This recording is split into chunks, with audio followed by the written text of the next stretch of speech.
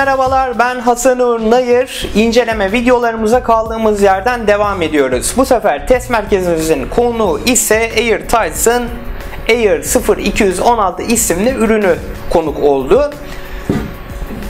Biliyorsunuz genelde ofislerde veya bazı iş yerlerinde yüksek ağ trafiği olabiliyor. Bu ürün ise yüksek ağ trafiğini hafifleten bir ağ çözümü aslında. Cihazın tasarımına baktığımızda cihazın metal bir gövdeye sahip olduğunu görüyoruz ki bu metal gövde dayanıklı ve siyah renkte. Cihazın sağ ve sol tarafında ve arka tarafında ise ızgaralar yer alıyor ve böylece cihazın hava almasını sağlıyor ve ısınmanın da önüne geçiliyor. Cihaz ayrıca genel olarak hafif aslında, bunu söyleyebilirim ve boyut olarak da çok büyük sayılmaz. Rahat bir şekilde masanıza, bilgisayarın yanına veya farklı bir yere koyabilirsiniz. Çok fazla yer kaplamıyor.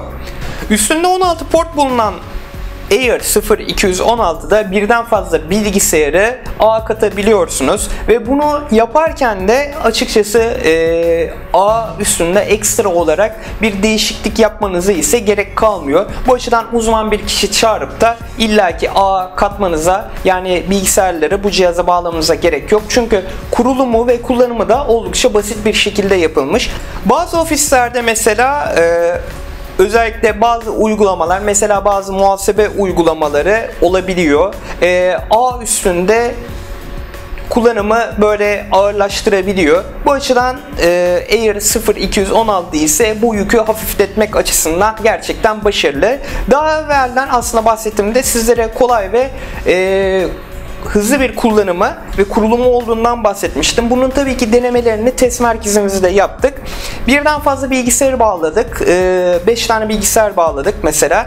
Ve bu bilgisayarları bağladığımızda gerçekten başarılı bir şekilde cihaz görevini yerine getirdi. Herhangi bir sorun çıkartmadı. Tabii ki bunlarla birlikte Air 0216'nın diğer öne çıkan özelliklerinden birisi ise güç verimliliği. Çok fazla güç tüketmeden bu cihaz stabil olarak çalışabiliyor. Hatta bu stabillik voltajların artışında veya düşmesinde de cihazı etkilemiyor ki AirTies bunun için Air 0216 için de özel bir teknoloji kullanmış ve bu çözümde gerçekten başarılı bir şekilde görevini yerine getiriyor ve ayrıyeten şunu da hemen belirteyim arada, AirTies Air 0216 nemli ortamlarda da rahat bir şekilde çalışabiliyor.